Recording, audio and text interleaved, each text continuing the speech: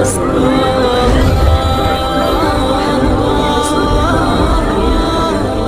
اللہ الرحمن الرحیم۔ السلام علیکم پیارے دوستو۔ ایک بادشاہ تھا جسے اپنی حکومت پر بہت تکبر تھا۔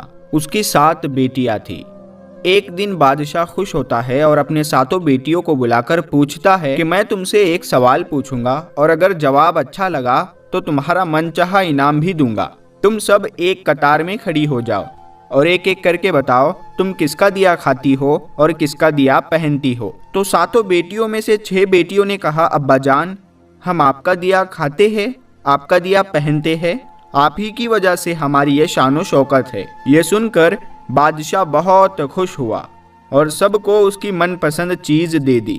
لیکن سب سے چھوٹی بیٹی کی باری جب آئی، جب سب سے چھوٹی بیٹی کو بادشاہ نے پوچھا کہ بیٹی بتاؤ تم کس کا دیا کھاتی ہو اور کس کا دیا پہنتی ہو، تو اس چھوٹی بیٹی نے اس بادشاہ سے کہا یعنی اپنے باپ سے کہا کہ میں اللہ کا دیا کھاتی ہوں اور اپنی قسمت کا پہنتی ہوں اور یہ میرا نصیب ہے۔ اب یہ بات سنتے ہی بادشاہ آگ ببولا ہو گیا اور کہنے لگا اے کمبخت تم نے میری ناشکری کی ہے، تجھے اس کی سزا ضرور ملے گی۔ تو شہزادی نے کہا کہ جو حکم میرے ابا حضور۔ اس کے بعد میں بادشاہ نے اپنے سپاہیوں کو حکم دیا کہ جاؤ اسے جنگل میں چھوڑاؤ کہ میں بھی دیکھوں کہ یہ میرے بغیر کیسے اللہ کا کھاتی ہے اور اپنے نصیب کا کیسے پہنتی ہے۔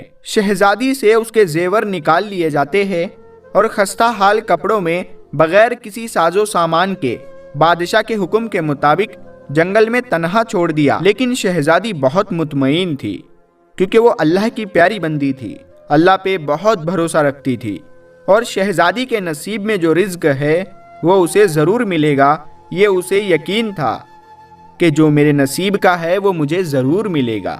جب سپاہی شہزادی کو چھوڑ کر واپس چلے گئے تو شہزادی جنگل کو دیکھنے لگی۔ چاروں طرف درخت ہی درخت تھے اور دوپہر سے شام ہونے والی تھی کہ شہزادی نے سوچا کیوں نہ کچھ لکڑیاں جمع کر لو تاکہ رات کو آگ جلاؤ، تاکہ کوئی جنگلی جانور آگ کو دیکھ کر میرے پاس نہ آئے اور مجھ پر حملہ نہ کرے اور میری رات اچھے سے گزر جائے۔ شہزادی جنگل میں لکڑیاں ڈھونڈنے چل پڑی۔ پھر چلتے چلتے اس کی نظر ایک جھوپڑی پر پڑتی ہے جہاں باہر ایک بکری بندھی ہوئی تھی اور جھوپڑی کے اندر سے کسی کے کھانسنے کی آواز آ رہی تھی۔ پہلے تو شہزادی بہت حیران ہوئی کہ اتنی ویران جگہ پر جھوپڑی کیسے ہو سکتی ہے۔ تو پھر وہ شہزادی اس جھوپڑی کے اندر داخل ہوئی تو کیا دیکھتی ہے کہ ایک بوڑھا ضعیف چارپائی پر لیٹا ہے اور کھانستے کھانستے پانی پانی پکار رہا ہے۔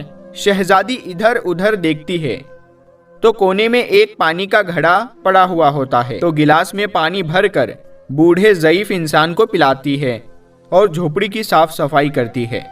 اتنے میں بوڑھا ضعیف شہزادی سے پوچھتا ہے کہ بیٹی تم کون ہو اور اتنے بڑے جنگل میں تم اکیلی کیا کر رہی ہو؟ تب شہزادی اسے پورا ماجرا بتاتی ہے کہ وہ یہاں تک کیسے پہنچی۔ پھر بوڑھا ضعیف اسے جھوپڑی میں ہی رہنے کو بولتا ہے اور کہتا ہے کہ میں شہر میں کام کرتا ہوں، صبح شہر چلا جاؤں گا اور 8 دن کے بعد آؤں گا۔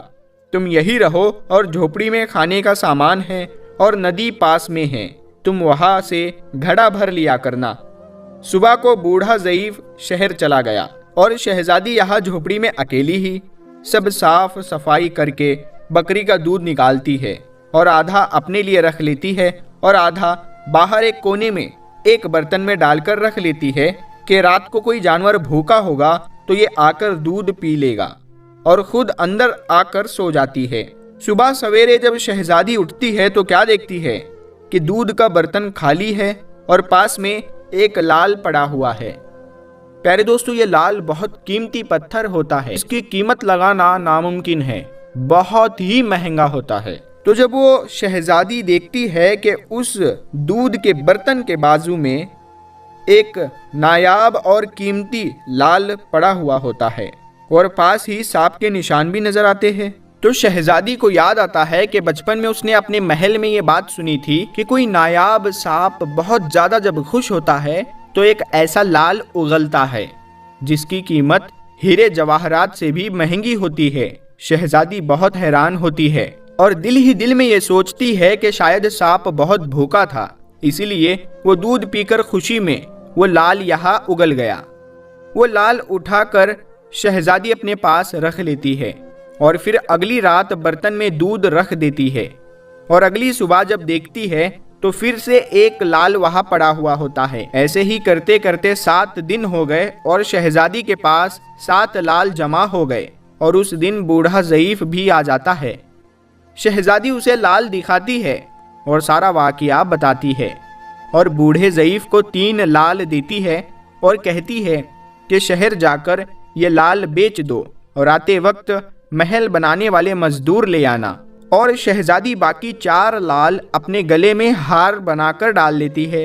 6 महीनों में जंगल में एक आलीशान महल तैयार हो जाता है जिसमें बूढ़ा ज़ईफ और शहजादी रहने लगते हैं। ऐसा खूबसूरत महल जिसमें हर तरह के नौकर चाकर, दुनिया की तमाम नेमतें मौजूद होती है।